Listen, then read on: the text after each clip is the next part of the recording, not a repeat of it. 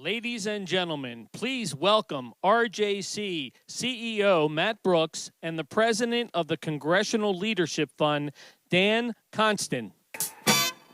Get up off of that thing and dance to you, you better.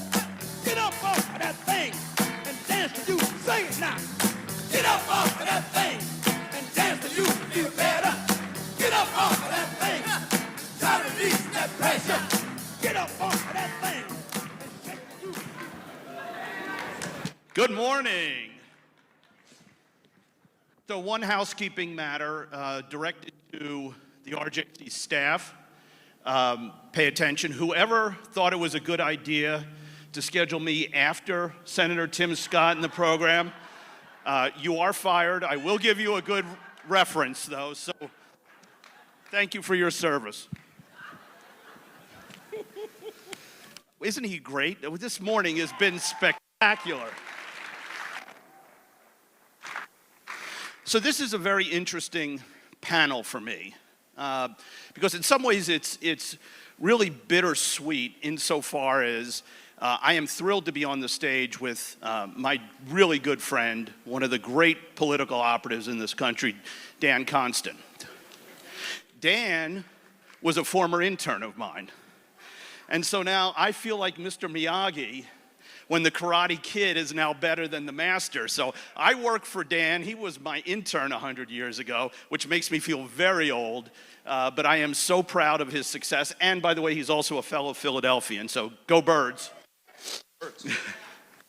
So Dan was instrumental. The Congressional Leadership Fund was responsible under the chairmanship of Senator Coleman and Leader McCarthy for raising $350 million to help us take back the House, and Dan was the skipper of that whole effort in terms of deploying money and resources and targeting races. So I thought it would be helpful for us to sort of peel back the curtain a little bit and get some insights into what happened in this election, and from the man who was a front row seat. So, I'll just ask a first question, which is just a broad softball. How did you win back the House? That's my mic. Thank you, Matt. First, thank you for the opportunity. Matt's not kidding. I was his intern in 2003. I learned everything I know from him. I've been on autopilot ever since. It's working. You noted while our organizations are different, we have quite a bit in common. We share a tremendous chairman in Senator Norm Coleman. Thank you for your service to the country, Senator. And you have a board member in Jeff Miller, who is truly instrumental to CLF's success. Jeff raises tens of millions of dollars for our efforts.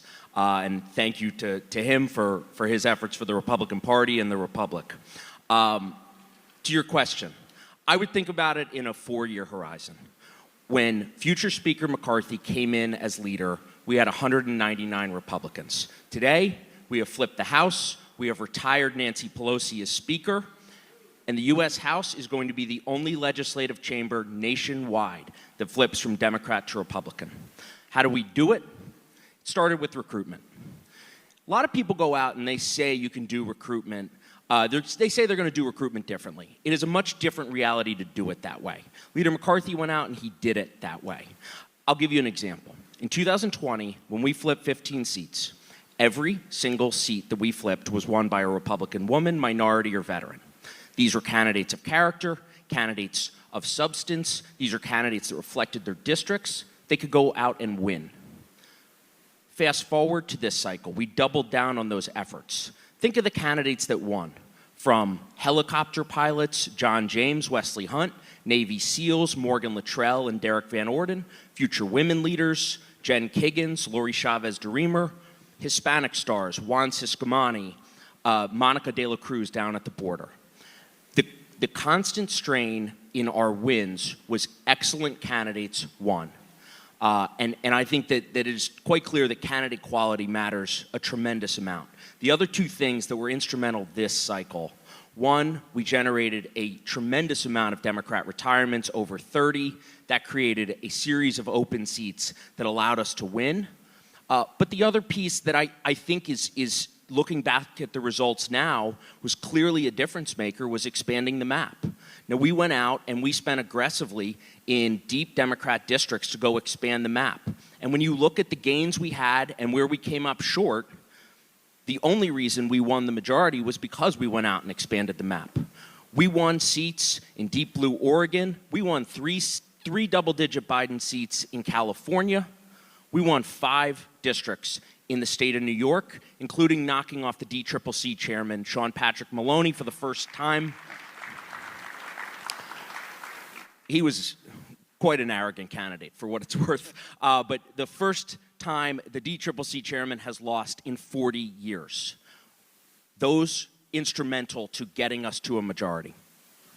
Excellent.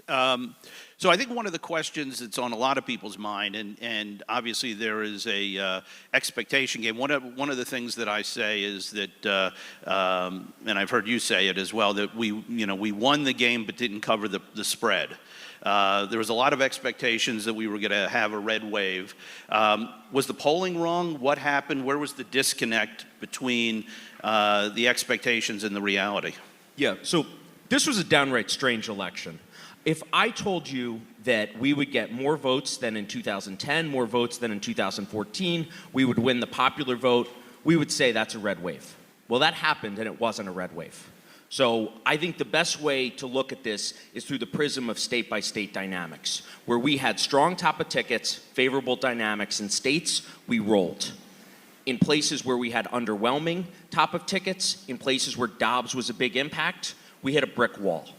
First, let me address Dobbs. Clearly, it was a motivator for Democrats nationally, but where it really made a difference was in places where it was actually on the ballot.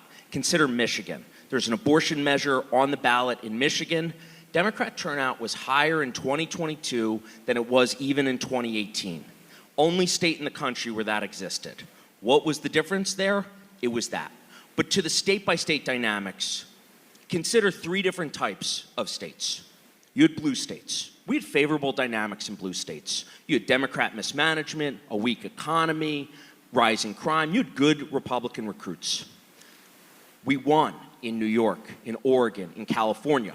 I would be remiss if I didn't note that our friend, Jewish Republican Congressman Lee Zeldin, running such a good campaign in New York was the difference. It was a key difference for us in those House races. So we had good dynamics there. And that clearly led to some pretty significant gains. And I would say, I mean, in New York, it was certainly a red wave. Then you moved to swing states, and there were 2 types. Swing states with strong top of tickets. We won. Consider Iowa. We swept in Iowa. Consider Florida. We swept in Florida. Indeed. Even in Arizona, where Kari Lake was competitive statewide, that did not create too much of a gap for our candidates to outrun. They had to outrun the top of the ticket, but not by a gap that was insurmountable. And then you get to where did the flip side of that coin. In states with underwhelming tops of tickets, in states with other dynamics that were issues, we hit a brick wall. Where were the biggest House underperformances? In Michigan, in Pennsylvania, in Ohio. And let me give you 2 districts that I think illustrate what's going on here. In Pennsylvania, our friend Lisa Scheller, Jewish Republican candidate, friend of the RJC, someone that the RJC supported, that CLF supported. Lisa ran 11 points ahead of Doug Mastriano. She nearly won. She came up 2 points shy. But in a district that Joe Biden won by 1 point, Doug Mastriano lost it by 13. That's what top of ticket drag looks like. And the flip of that, the only district that we won in those 3 states, the only one was John James, a nationally known stellar recruit who could go run above the top of the ticket. He ran 10 points ahead of Dixon. Candidate quality matters. It matters a tremendous amount statewide and on the House races. Since all politics is local, and we have a lot of local media from here in Nevada, any thoughts of what happened here in Nevada that you'd like to share? So we made a bet in Nevada that the Senate race and the gubernatorial race were going to be competitive enough that there was a shot for us to win. The Democrats redistricted this state. They had 3 districts that were Biden 7s. Those are difficult seats to win. By investing there, Democrats ended up spending quite a bit more than we did. So it was useful in terms of keeping the money that could have been going to races that they abandoned stuck here. But also, we knew we had a fighting shot if the top of the tickets would win by 2 to 3 points in those districts. Ultimately, they did not. They came just shy. Susie Lee come just shy of beating. She ran 4 points worse than Biden's performance. So we know we had an impact there. It was just a matter of what was going to happen statewide, and that impacted us. Right. So there's been a lot of stories in the press about how the DCCC and the House Majority PAC on the Democratic side spent millions of dollars in Republican primaries trying to get, you talked about candidate quality, trying to get candidates that they felt were the weakest. Was it effective? Did it work? Yeah, so I think there's two sides of this coin. In the House, it largely did not. And it wasn't for a lack of effort, it was that we caught it. So they did this to Jen Kiggins in Virginia, they did it to Young Kim in California, they did it to David Valadao in California. We were able to block all those. Now, they almost succeeded with Valadao. He was in a free fall late in his primary. If we had not been in there and been able to run both positive and negative across both markets, I don't think Valadao wins that primary. So what they were doing was working, but we were able to block it. Now, I think the flip of this is what happens statewide. You go consider they spent, the DGA spent quite a bit of money in Pennsylvania. That was clearly money well spent for them. Mastriano's top-of-ticket drag affected all three of our races quite a bit. In Maryland, where you need someone like a Governor Larry Hogan in order to win, they played the same game, you take a seat off the table. But I think what this reinforces for me is that candidates and recruitment and primaries matter. Now, CLF engaged in primaries in a very aggressive way. I think Leader McCarthy rightly said at the start of the cycle, he says, you got to have good candidates, and if you have good candidates and you get them through primaries, then we can actually go out and win. He was aggressive in recruitment, he was aggressive in endorsements, CLF was aggressive in spending in those primaries. And let me present one stat to you. Every single House primary that we engaged in, where we won the primary, they won the general election. Every single primary that we lost, that candidate went on to lose the general election with only one exception. People say that these primaries are proxy battles about ideology or about positioning. I would argue to you that these primaries are really battles over who can win a general election, and that's the prism that we need to look at these through. Well, do you also, to build on that, a quick follow-up, do you think we should engage in Democratic primaries to get the more progressive, the more radical candidates as their representatives? Yeah, so I think it's situationally dependent.